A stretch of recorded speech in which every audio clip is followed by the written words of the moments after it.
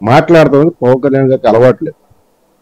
కాబట్టి ఆయన సూటిగా చెప్పండి, మీ ఇద్దరి పొత్తుకి బీజేపీ ఆశీర్వాదం ఉన్నట్ట, మీ ముగ్గురి పొత్తు ఉండబోతున్నట్ట? జనవరి 4, 2024 పవన్ కళ్యాణ్ బహిరంగ లేఖ రాశారు. మోడీ గారి ఆశీస్సులతోనే తెలుగుదేశం జనసేన పొత్తులోకి వెళ్ళింది స్పష్టంగా రాశాడు. అవును, తెలుగుదేశం జనసేన ప్రభుత్వమే, అక్కడ బీజేపీ ఉన్నట్టు కాదు కదా. తెలుగుదేశం జనసేన ప్రభుత్వం కాదు సార్, పొత్తు గురించి చెప్పాడు ఆయన. ఇవాళ కూడా తెలుగుదేశం జనసేన ప్రభుత్వం అని అంటున్నారు. అందువల్ల ఆశీస్సులు అనేది వేరు. ఇప్పుడు గారు భాజపా ఇంకా అధికారికంగా చేరలేదు కదా పొత్తులో. మాతో అధికారికంగా ఉంది, మేము తెలుగుదేశంతో అధికారంగా ఉన్నాం, కానీ తెలుగుదేశము భాజపా అధికారికంగా రాలేదు కదా. రానప్పుడు ఎట్లా చెప్తారు? అది కొద్దిగా ఇబ్బందికరమైన పరిస్థితి. కాబట్టి ఇప్పుడు ఉన్న వాళ్ళ గురించి చెప్తున్నాడు. రేపు కలిసిన తర్వాత ఆ ముగ్గురు కలిపి చెప్తాడు.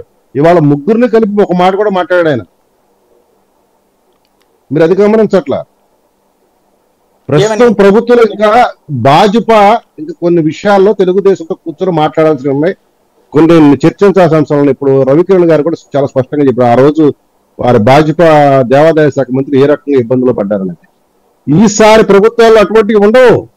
ఇందాక అందుకనే నేను చెప్పా, సమభాగస్వామ్యం ఇక్కడ సంఖ్య కాదు,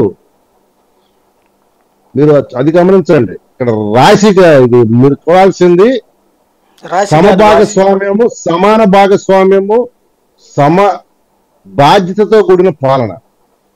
నిర్ణయాత్మక విషయాల్లోనూ దేంట్లో సంబంధించిన ఒంటెత్తుపోవడాలు అయితే ఉండవు. రైట్, మంచి పాయింట్. ఫైనల్ గా వెంకటరెడ్డి గారు, అలాంటి ఒక సంకీర్ణం ఏర్పడుతుంటే అప్పుడు ఇప్పుడు ఉన్నటువంటి ఇప్పటికే మీ పార్టీలో చాలా మంది బయటకు పోతూ ఉన్నారు. లావు శ్రీకృష్ణదేవరాయల నుంచి వేమిరెడ్డి దాకా వెళ్ళిపోతూ ఉన్నారు. అట్లాగే ఎమ్మెల్యే క్యాండిడేట్లు పార్థసారథి నుంచి, అట్లాగే కొంతమంది వసంత కృష్ణ ప్రసాద్ లాంటి వాళ్ళు సిట్టింగులు వెళ్ళిపోతున్నారు. మీదంతా అవుట్ గోయింగ్ ఉంది, వాళ్ళకి ఇన్కమింగ్ ఉంది. ఏమవుతుంది? ఎక్కడ సార్ మా దగ్గర ఇన్కమింగ్ ఎక్కువ అయిపోతేనే ఇన్కమింగ్ నాని గారే సార్. ఇప్పుడు మేము తీసుకుంటే ఇప్పుడు రావడానికి తెలుగుదేశం వాళ్ళు ఎంతమంది రెడీగా ఉంటారు? చెప్పారు మా దగ్గర ఒక నియోజకవర్గంలో ఒక సీటుకు వచ్చిన మినిమం 4, 5, కొన్ని చోట్ల అయితే 7-8 మంది కూడా కాంపిటీషన్ ఉన్నటువంటి పరిస్థితి ఉన్నప్పుడు అకామిడేట్ చేయలేనప్పుడు కొంతమంది వెళ్ళిపోయి ఉండొచ్చు. ఇప్పుడు 70 చోట్ల మార్పులు చేర్పులు జరిగినాయి. పట్టుమని 4, 5 పేర్లు చెప్తున్నారు, ఏది పలానా వాళ్ళు వెళ్ళిపోయారు, అంతే కదా. 70 చోట్ల మార్పులు చేర్పులు జరిగితే కనీసం 7 కూడా పోలా. మళ్ళీ పోయినటువంటి ఒకటి ఆల రామకృష్ణారెడ్డి గారు మళ్ళీ వెనక్కి తిరిగి వచ్చినటువంటి పరిస్థితి. కాపు రామచంద్రారెడ్డి గారు మళ్ళీ వస్తున్నారని మాట్లాడుతున్నారంట.